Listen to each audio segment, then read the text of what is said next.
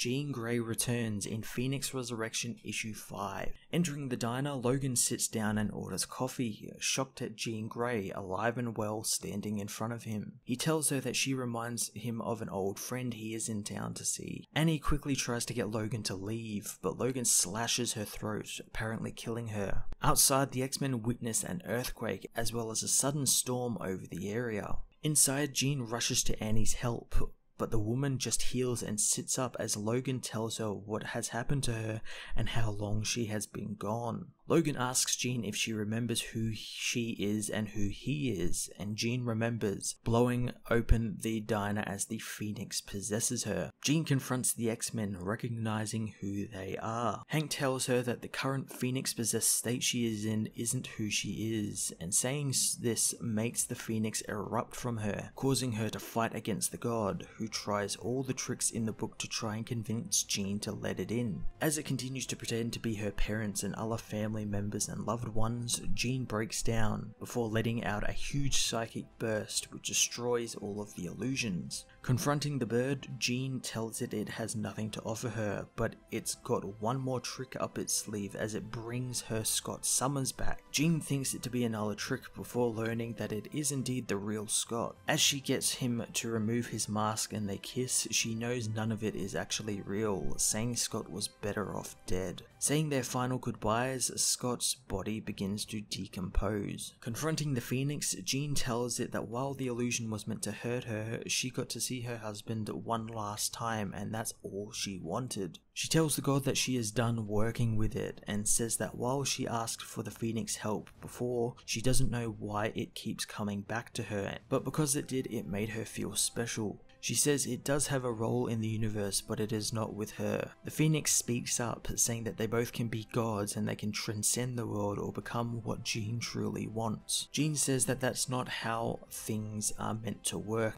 and it is trying to protect her from these things, but it can't since she is meant to feel pain and loss like everyone else. The Phoenix says Jean will die and so will all of her friends, but Jean says she doesn't want to die, but she wants to be allowed to live and she needs to be free from the Phoenix to do that. The Phoenix begins to die away, getting smaller and smaller. Finally fading away, it says its goodbyes and takes Jean back to the real world. Phoenix Resurrection issue 5 ended the search for Jean Grey in a really worthwhile way. I love that they broke the age-old cycle of both Jean and the Phoenix, and it didn't end up in violence, but really kind of sadness with a glimmer of hope since Jean Grey was returned to life. Jean got a lot of closure this issue and I'm happy she did, since now she can move on to the next phase of her life, returning to the X-Men and being a hero again. I'm going to give this issue a 9 out of 10. Hey everyone, thanks for watching my newest video. If you enjoyed it, you might also like to check out my other reviews here on my channel. You can also follow me on various social media platforms like Twitter by searching Matt_FOS,